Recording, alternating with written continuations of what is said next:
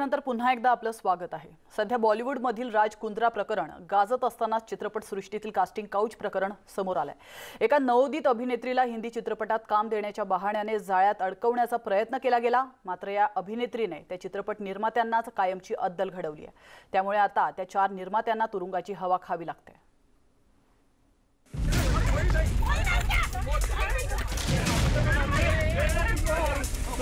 या घटनेनंतर जगमगत्या चंदेरी दुनियेचं काळं वास्तव पुन्हा एकदा समोर आलं।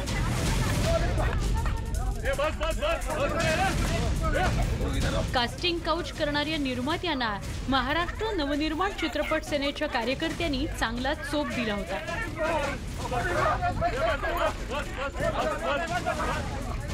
मुंबईत नुकताच हा धक्कादायक प्रकार समोर आलाय। निर्मात्यांना रंगेहात पकडल्यावर त्यांची चांगलीच धुलाई करण्यात आली।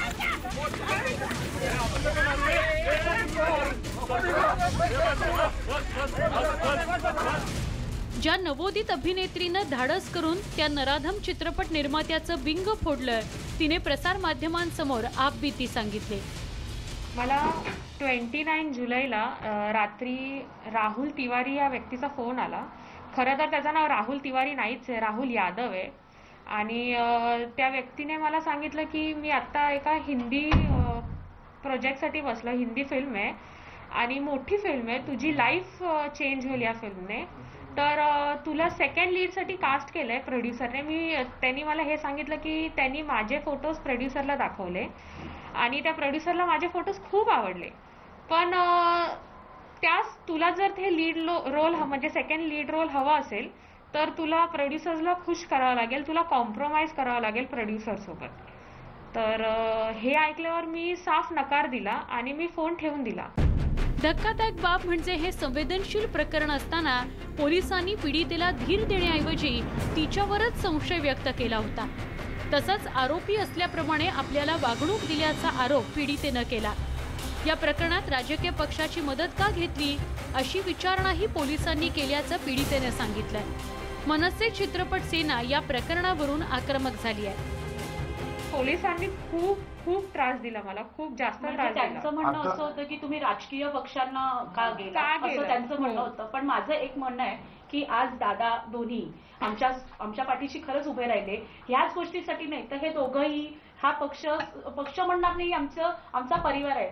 याच्या पुढे म्हणजे याच्या आधी ही मुलगी धाडस घेऊन पुढे आली, ही आली तरी पुढे, त्यामुळे आपल्याला कळलं काय प्रकार चालतं। हे मोठं रॅकेट आपण ओपन केलं, पण याच्या आधी अशा कित्येक हजारोनी मुली असतील की ज्यांच्यावर अशा प्रकारचा अन्याय झाला आणि ते गप्प बसले असतील घाबरून, कारण पोलीस सहकार्य करत नाहीयेत। बाहेर गेलो तर आपली लाज जाईल, घरचे सांगतील घरात बस काम करू नकोस। त्यामुळे या मुलीचं खरंच आम्ही कौतुक करतो। खरं तर अन्याय अत्याचाराविरोधात लढा देणाऱ्यांना पोलिसांनी मदत करणं अपेक्षित आहे, तरच समाजातील अपप्रवृत्तींना लगाम बसेल। मात्र या प्रकरणात पीडित अभिनेत्रीचं मनोधैर्य खच्ची करण्याचा प्रयत्न करण्यात आलाय। अशा परिस्थितीत कला क्षेत्रात काम करणाऱ्या महिलांना कसं सुरक्षित वाटणार याचाही विचार करणं आवश्यक आहे। महिलांच्या संबंधित जे काय अन्याय होतो आहे त्याच्याबद्दल कोणीही बोलायला तयार नाही। उलट जेव्हा ते तक्रार नोंदवतात, म्हणजे असे आमच्याकडे केसेस आले आहेत की ज्यांच्यावरती ज्या छोट्या मुलींवरती बलात्कार झालेले आहेत आणि पोलीस त्यांना विक्टिम म्हणून त्यांना प्रश्न विचारतात आणि जे आरोपी आहेत त्यांच्याकडनं त्यांना सेटलमेंटची ऑफर येते, त्यांना पैशाची ऑफर येते। समसमत्या सिनेसृष्टीला कास्टिंग काउचची काळी किनार आहे, हे या क्षेत्रातलं वास्तव आहे। सिनेमा आणि टेलिव्हिजन पाठोपाठ आता OTT प्लॅटफॉर्म्स, इंटरनेट, वेब सिरीजचा जमाना आलाय। त्यामुळे नवोदित कलाकारांना नवा प्लॅटफॉर्म उपलब्ध झालाय। तसंच या क्षेत्रात नशीब आजमावण्याकरता मुंबईत येणाऱ्या नवोदित कलाकारांच्या अपेक्षाही उंचावल्यात। पण चित्रपट, सिरियल अथवा वेब सिरीजमध्ये काम करण्याची संधी मिळवताना काहींना अशा धक्कादायक प्रकारालाही सामोरं जावं लागतंय, हे या प्रकारातून पुन्हा एकदा समोर येतंय।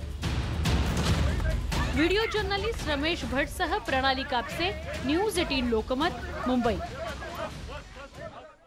आणि यासोबतच बुलेटिनमध्ये वेळ झाली, इथंच थांबण्याची, मात्र तुम्ही कुठेच जाऊ नका, पाहत रहा न्यूज 18 लोकमत।